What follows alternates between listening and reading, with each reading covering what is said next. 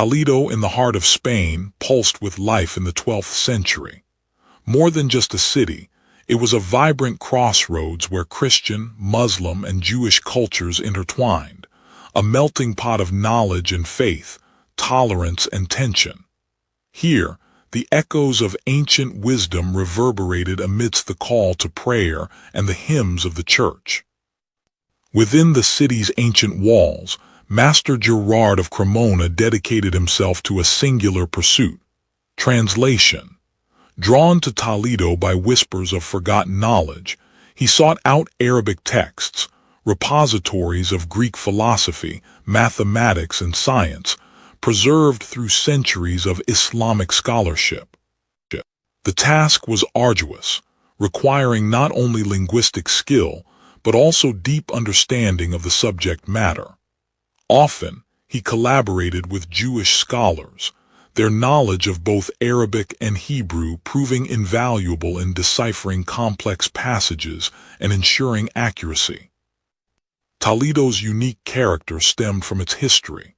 Once a prominent city in Al-Andalus, Islamic Spain, it had fallen into Christian hands in 1085. Yet, unlike other conquered territories, Toledo retained much of its Muslim population and cultural heritage, creating an environment where different faiths and traditions coexisted, albeit sometimes uneasily. The rediscovery of Aristotle was a revelation. His works, long lost to the Latin West, offered a new framework for understanding the natural world, challenging existing theological doctrines and sparking intense debate among scholars. The city itself was a testament to this cultural fusion. Mosques stood alongside churches, their minarets and bell towers punctuating the skyline. The architecture reflected the blending of Moorish and European styles, a tangible symbol of the city's complex identity. Euclid's elements asterisk, a cornerstone of geometry, also found its way into Latin through Gerard's translations. These mathematical principles would later underpin advances in architecture, engineering, and astronomy. This atmosphere of relative tolerance fostered intellectual exchange. Scholars from different backgrounds could debate ideas, challenge assumptions, and learn from one another, contributing to a vibrant intellectual climate. Gerard's translations covered a wide range of subjects, including medicine, astronomy, and alchemy. He made available to the Latin West texts that had been inaccessible for centuries, filling crucial gaps in the European knowledge base. As the sun dipped below the horizon, casting long shadows across the city, Toledo stood as a beacon of learning, a testament to the enduring power of knowledge, bridging the gap between civilizations and laying the groundwork for a new era of intellectual and artistic flourishing. The impact of Gerard's work extended far beyond Toledo. His translations were copied and disseminated throughout Europe, finding their way into monastic libraries and the newly emerging universities. These texts would become essential reading for generations of scholars, shaping the course of Western thought. Master Gerard's life's work, though perhaps unheralded in its time, was a crucial catalyst. He helped unlock the chains that bound Europe to a limited worldview, opening a path towards a renaissance of learning, a dawn in the dark. Far north of Toledo, within the walls of Argenteuil Abbey, lived Heloise, a woman whose intellect shone as brightly as the Spanish sun. Though cloistered, her mind knew no bounds. Her spirit yearned for knowledge like a plant for sunlight.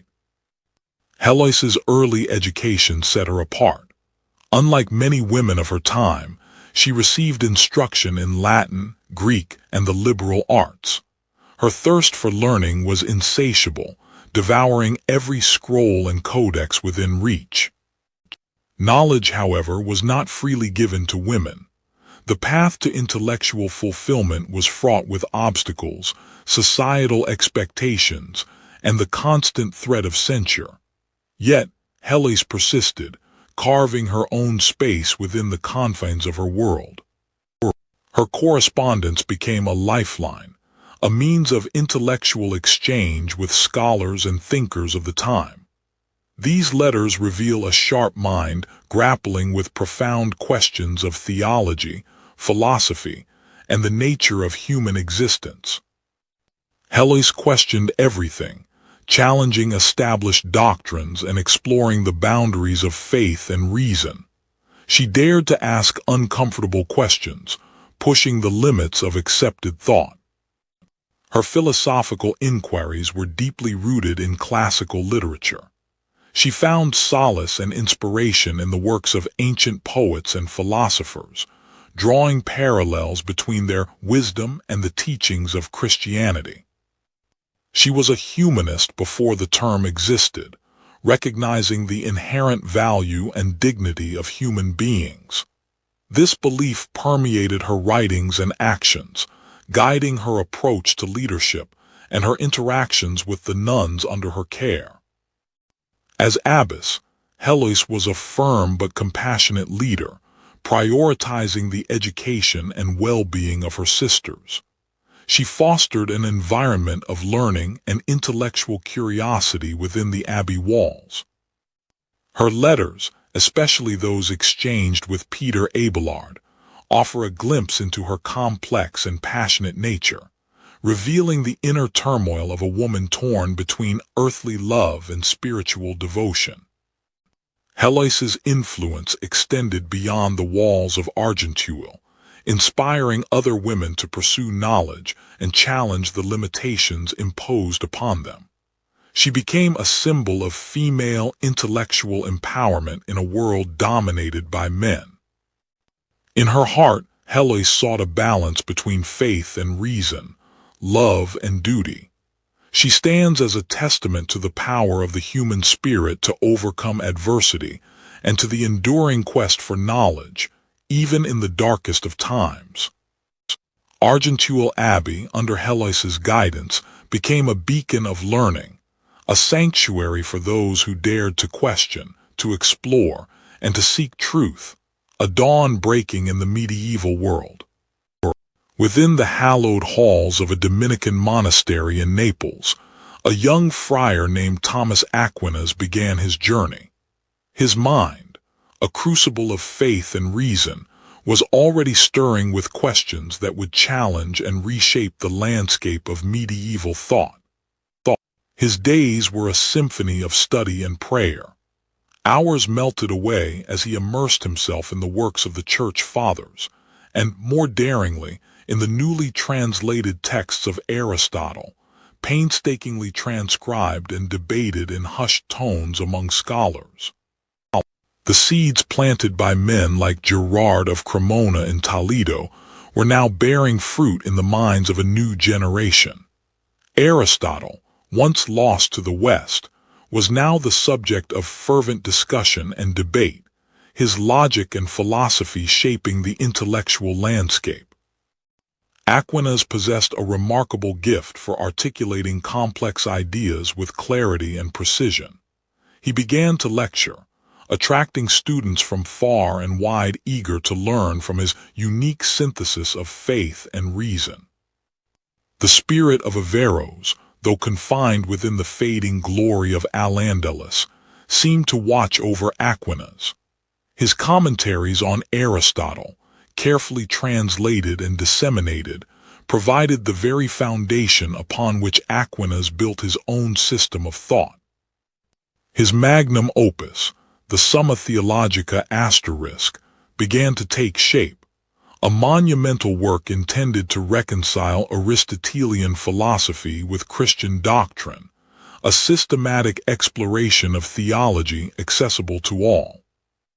But Aquinas's ideas were not without their detractors. His embrace of Aristotle, a pagan philosopher, raised eyebrows among some within the church. Whispers of heresy began to circulate. He faced his critics with unwavering conviction, patiently explaining his reasoning and demonstrating how Aristotelian thought could be used to illuminate and strengthen Christian faith. His defense was articulate, precise, and deeply rooted in scripture and reason. Even far away in France, the echoes of Aquinas' intellectual battles reached the ears of those who yearned for knowledge.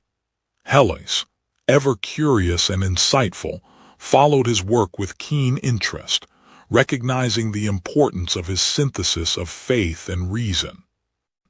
Aquinas' influence extended beyond the walls of the university and the halls of the church. His ideas began to permeate the wider culture, shaping the way people understood the world and their place in it. Despite the initial opposition, Aquinas' work gradually gained acceptance.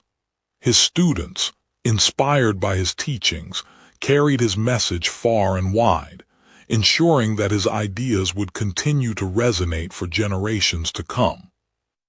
Though Thomas Aquinas' life was cut short at the age of 49, his legacy endured.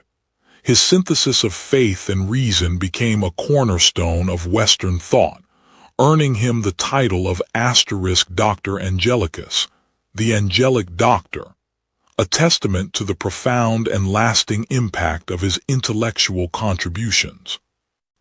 The High Middle Ages, often mislabeled as a Dark Age, witnessed an intellectual awakening. Men like Gerard of Cremona dedicated their lives to rediscovering the classical knowledge lost to the West, meticulously translating Arabic texts and opening up new vistas of learning. Simultaneously, figures like Helles d'Argenteuil championed the study of classical literature within the monastic framework, fostering a humanist spirit that challenged traditional views and empowered women through education. Thomas Aquinas, a towering figure of the 13th century, synthesized Aristotelian philosophy and Christian theology, creating a framework that would shape Western thought for centuries. He sought to reconcile faith and reason, demonstrating the power of intellectual inquiry.